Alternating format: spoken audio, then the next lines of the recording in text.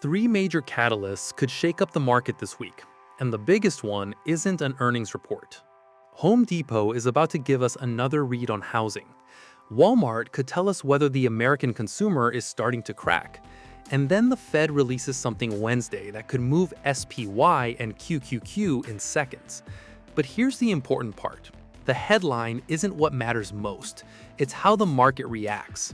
And pay attention to the Fed section, because buried inside the last meeting was a 9-3 vote that could make these minutes especially interesting. So before the market starts moving, here are the three things we're watching. Here's why this week matters. Markets don't move simply because a company beats or misses earnings. They move when expectations change. And this week gives traders several opportunities for exactly that. Home Depot gives us another look at housing and consumer demand. Walmart gives us a window into the American consumer. And the Fed minutes could reveal more about a surprisingly divided discussion over inflation and interest rates. But we're not going to try to predict every headline. We're watching something much more important: the reaction. First up, Home Depot. Home Depot's earnings matter for more than just Home Depot stock. The company sits right at the intersection of two important parts of the economy: the consumer and the housing market.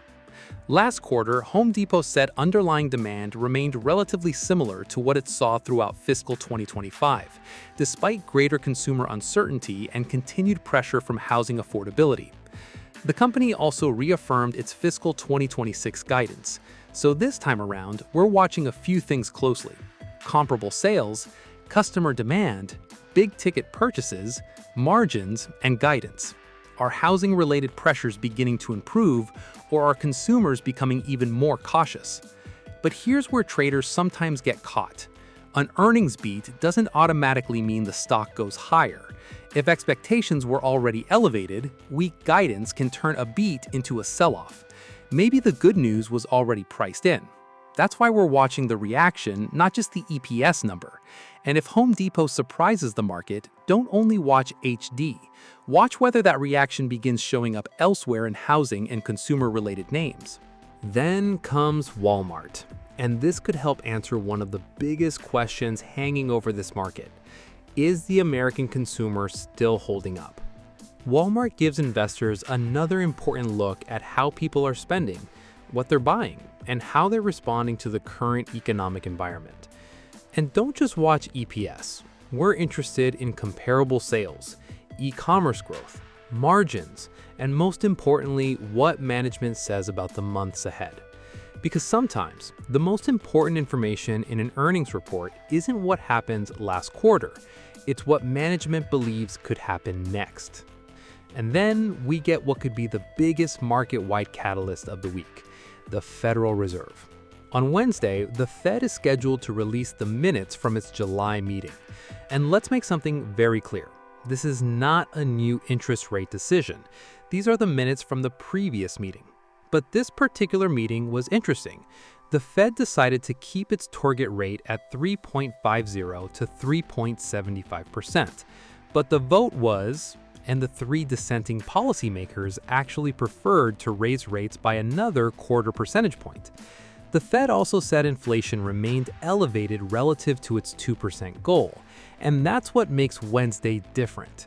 The market already knows the decision. What it doesn't fully know is how intense that disagreement actually was. So traders are going to dig through these minutes looking for clues. How concerned were policymakers about inflation? How divided was the committee? And what could that debate tell markets about the path ahead? Because if markets interpret those details differently than expected, the reaction could spread quickly. Treasury yields, the dollar, technology stocks, SPY, QQQ. That's why you don't want to enter a trade simply because you think you know what the Fed is going to say. Wait for the market to show its hand. So how are we approaching all of this?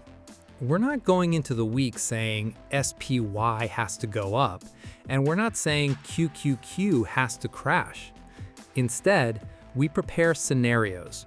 If price moves above an important level and confirms strength, we can evaluate the bullish scenario. If that level rejects and sellers take control, we can evaluate the bearish scenario. And if neither setup confirms, maybe there's no trade. That's the point. You're not trying to force the market into your prediction. You're preparing to respond to what the market actually does. And if there's one thing to remember this week, it's this. Volatility creates opportunity, but volatility also creates traps. Earnings can gap. Fed headlines can move markets quickly. A breakout can look perfect and reverse seconds later. So don't confuse movement with opportunity. Sometimes the best trade is the one you wait for. And sometimes the best decision is not trading at all. And I want to know what you're watching. Which catalyst matters most this week? The Fed, Home Depot, or Walmart? Drop your answer in the comments. I want to see what traders are watching.